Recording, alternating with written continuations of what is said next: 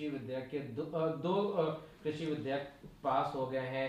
सुबह जो कृषि केंद्रीय मंत्री हैं नरेंद्र सिंह तोमर, उन्होंने कहा ये ऐतिहासिक विधेयक रहेगा और इससे काफी क्रांति आएगी कृषि के क्षेत्र में। प्रधानमंत्री जी ने भी इसकी बहुत तारीफ करी और कहा चौलिया है जो उसको दिक्कत होती थी वो दूर हो जाएगी। ये सबसे बड़ा किसानों के हितों का बिल है। देखिए, भाजपा ने कृषि बिल पास कराने के लिए राज्यसभा में ध्वनिमति के आड़ में किसानों की भी आवाज़ दबाई है और विपक्ष की भी आवाज़ दबाई है। अपने कुछ धन्ना सेठ मित्रों को कृषि दे देने की साजिश करने वाली ये सरकार देश की 2/3% जनसंख्या को धोखा दिया है। और ये कृषि बिल नहीं पास हुआ है, ये आज भारतीय जनता पार्टी ने अपना पतन पत्र पास किया है राज्यसभा में। जिस देश में सारा किसान सड़कों पर हो और सरकार कह रही है हम किसान के हित में बिल पास कर रहे हैं, ये लोकतंत्र की हत्या की गई है आज। और उन किसानों को धोखा दिया गया है जो किसान इस देश की तरक्की की रीढ़ हैं।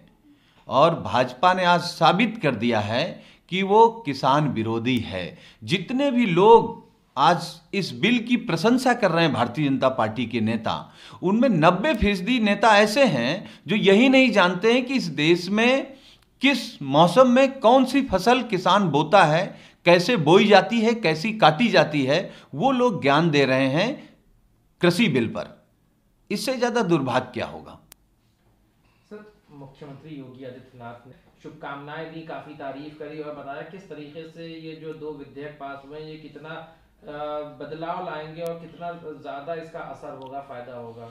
देखिए, उत्तर प्रदेश के मुख्यमंत्री माननीय योगी आदित्यनाथ जी को तो शर्म आनी चाहिए कि जिनके राज्य में बुंदेलखंड में किसान आत्महत्या कर रहे हैं, पूर्वांचल में आत्महत्या कर रहे हैं, पश्चिमी उत्तर प्रदेश में आत्महत्या कर रहे हैं, जहां किसान लगातार आत्महत्या कर रहे हों और इस बिल के खिलाफ सड़कों पर हों, आंदोलित हों, उस प्रदेश के मुख्यमंत्री को बधाई देते हुए शर्म नहीं आई।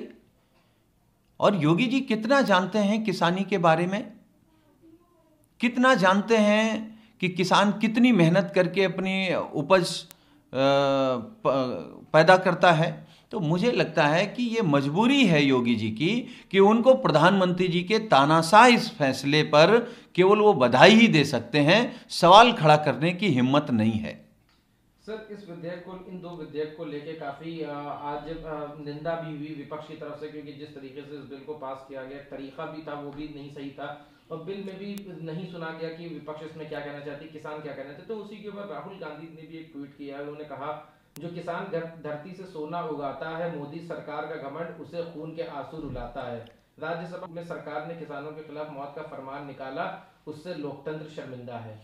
देखिए, आज जो राज्यसभा में कृषि बिल पारित हुआ है ये अलोकतांत्रिक तरीके से, क्योंकि पूरा विपक्ष आपके खिलाफ खड़ा था, आवाज दे रहा था, बिल के खिलाफ बोल रहा था, लेकिन जैसे तानाशाही रवैये में, ये लोकतंत्र की प्रक्रिया नहीं है। आप जिसके लिए कह रहे हैं कि हम किसानों के भले के लिए बिल ला रहे हैं, क्या सरकार अंधी हो गई? सरकार को नहीं दिखाई देता कि पूरे देश का किसान सड़कों पर है, पूरे देश का किसान आंदोलित है? वो नहीं सरकार को दिखाई दे रहा है। सरकार की आंखों में घमंड की पट्टी बंधी है और ये घमंड की पट्टी इस देश का किसान इस सरकार को सबक सिखाएगा। सर, मुख्यमंत्री ने परसों ऐलान किया कि उत्तर प्रदेश में देश की सबसे बड़ी फिल्म सिटी बनेगा। बाकी जगह पे जो महाराष्ट्र सिनेमा है, तो अब हिंदी सिनेमा के लोग महाराष्ट्र में, जहाँ मराठा में क्यों, जब उत्तर प्रदेश में उनको इतनी बड़ी फिल्म इंडस्ट्री मिलने वाली है। उसमें तमाम एक्टर्स एक्ट्रेस ने भी उसको सपोर्ट किया। आज खुद मधुर भंडारकर जो कि डायरेक्टर हैं वो भी आए, मिले बाबा से और मुख्यमंत्री ने उनको बधाई भी दी। देखिए, उत्तर प्रदेश में माननीय मुख्यमंत्री जी एक काम में बहुत माहिर हो गए हैं, काम चोरी करने में। माननीय अखिलेश यादव जी के जितने भी उपलब्धियां थीं वो चोरी करके आप अपने साबित करना चाहते हैं। आपने एक्सप्रेसवे पे अपनी पट्टी लगा ली, आपने मेट्रो पे अपनी नेम प्लेट लगा ली, डायल 100 पे अपनी नेम प्लेट लगा ली। अरे कुछ आपने किया है 3.5 साल में। और फिल्म सिटी की बात कोई नई नहीं है। आप याद करिए 2015 में माननीय अखिलेश यादव जी ने फिल्म बंदूक करके योजना शुरू की थी। अगर उत्तर प्रदेश में 70% अगर शूटिंग होती थी तो उन फिल्मों को 2 करोड़ रुपए अनुदान मिलता था।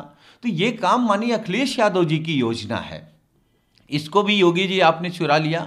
अगर आपकी मंशा अच्छी थी, आपकी सोच अच्छी थी, फिल्म सिटी आप बनाना चाहते थे, तो जो प्रस्तावित थी समाजवादी पार्टी के समय की फिल्म सिटी, आप अगर शपथ लेने के बाद उसको बना दिए होते तो आज घोषणा नहीं करनी पड़ती।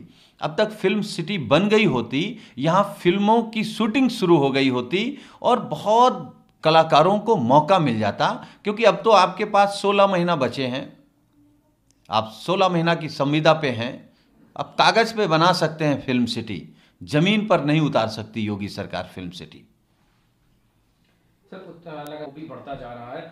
उत्तर प्रदेश में पिछले 24 घंटे में 5809 नए कोविड के मामले आए हैं और उत्तर प्रदेश में खास करके राजधानी में भी कई तरीके से काफी तेजी से संक्रमण बढ़ रहा है। आप उत्तर प्रदेश सरकार ने इसी को देखते हुए एक ऑनलाइन पोर्टल शुरू किया है जिससे जो लोग कोविड की जांच कराते हैं वो अपनी जांच घर बैठे देख सकते हैं। सरकार का कहना यह है कि उनको 2 बार हॉस्पिटल से जाने के लिए बचाया जा रहा है, खाली एक बार वो खाली सैंपल दें और बाकी जांच की रिपोर्ट अपने घर बैठे हासिल कर सकें। देखिए, उत्तर प्रदेश में कोरोना महामारी को हम आप कैसे रोक पाएंगे? जिस सरकार की बड़ी जिम्मेदारी थी कोरोना महामारी से लड़ने की, वो सरकार कोरोना महामारी में भ्रष्टाचार करने में लग गई, लूट करने में लग गई। पूरा प्रदेश लूट गया कोरोना महामारी में। माननीय योगी आदित्यनाथ जी के नेतृत्व में, उनकी टीम 11 के नेतृत्व में, हमको तो लगता था कि माननीय मुख्यमंत्री जी और टीम 11 प्रतिदिन समीक्षा करते हैं कि कोरोना को कैसे रोका जाए। अब समझ में आया कि प्रतिदिन ये समीक्षा होती थी कि कितना प्रदेश लूट गया है और कितना प्रदेश सभी लूटना बाकी है, उसको कैसे लूटा जा सकता है।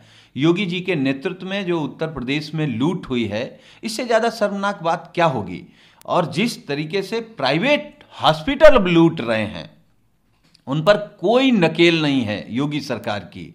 तो मुझे लगता है कि ये भी सरकार की सोची समझी रणनीति है कि उत्तर प्रदेश के लोगों को, जिनको संक्रमण हो जा रहा है कोरोना का, उनको कैसे लूटा जा सके। केवल लूट के लिए समीक्षा बैठकें हो रही हैं। सर, उत्तर प्रदेश में योगी सरकार से अधिक रोजगार मिलेगा और अब तक 3 लाख से अधिक प्रदेश सरकार रोजगार दे चुकी है। देखिए, हमने तो कहा कि योगी आदित्यनाथ जी की सरकार ने अगर 3 लाख से अधिक रोजगार दिए हैं तो उनकी सूची जारी करें। और जो सूची सरकार ने जारी की थी वो ऐसी सूची थी जिसको देख करके यह कहा जा सकता है कि इससे झूठी सरकार कोई नहीं हो सकती है। स्वास्थ्य कल्याण परिवार में जो भर्तियां इन्होंने दिखाई हैं, जो पद थे, वो 90% पद संविदा के थे। राष्ट्रीय स्वास्थ्य मिशन में 100% पद जो हैं वो संविदा के हैं। लोक सेवा आयोग के, अधीनस्थ सेवा चयन आयोग के जो भर्तियां माननीय अखिलेश यादव जी की सरकार में निकली थी, उनका रिजल्ट बाद में निकला है, उनको अपनी बता रहे हैं। मैं दावे के साथ कह सकता हूं, योगी सरकार शपथ लेने के बाद कितनी भर्तियां आपने निकाली हैं, उनका विज्ञापन निकला है, परीक्षार्थियों ने परीक्षा दी है, आपने रिजल्ट निकाला और आपने ज्वाइनिंग की है, वो आपकी नौकरी हैं। उनकी सूची क्यों नहीं जारी करते? अभी तक तो काम चोरी करते थे माननीय अखिलेश यादव जी का, अब आप उनके दिए हुए रोजगार को भी चोरी करके अपना बता रहे हैं। इससे ज्यादा शर्म की बात कुछ नहीं हो सकती। योगी सरकार केवल आंकड़ों में, भाषण में और फाइलों में रोजगार दे सकती है। अब तो उत्तर प्रदेश के बेरोजगार नौजवानों ने कमर कस ली है कि आप हमको संविदा की नौकरी देना चाहते हैं, हम लोग ही मिल करके 16 महीने बाद आपकी संविदा खत्म कर देंगे। सर, प्रदेश में कानून व्यवस्था के लगातार केसेस बढ़ रहे हैं, लेकिन उसके बावजूद ऐसी घटनाएं रहती हैं। कल जौनपुर में ऐसी एक घटना हुई, बाप बेटे को गोली मारी गई। उसके बाद फिर देर शाम राजधानी में गोली मार दी गई। एक भीड़ भाड़ वाले इलाके में एक लड़के को, युवक को निर्मम हत्या कर दी गई। देखिए, उत्तर प्रदेश में कानून व्यवस्था नाम की कोई चीज नहीं है। और उत्तर प्रदेश की कानून व्यवस्था की हत्या किसने की है? योगी सरकार ने की है। जिस प्रदेश में जिले का कप्तान रंगदारी मांगने पर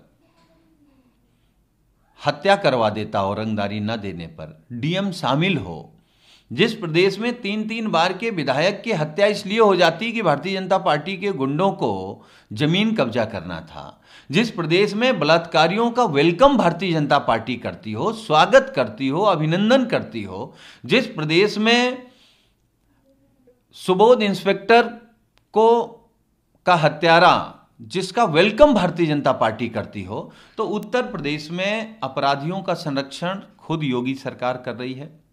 मैंने कई बार माननीय मुख्यमंत्री जी से अनुरोध किया है कि आप गुनहगारों को पनाह दे रहे हैं, आप उत्तर प्रदेश के मुख्यमंत्री न होकर के लखनऊ में गुनाहों के देवता बनकर के बैठे हैं, ये अच्छी बात नहीं है।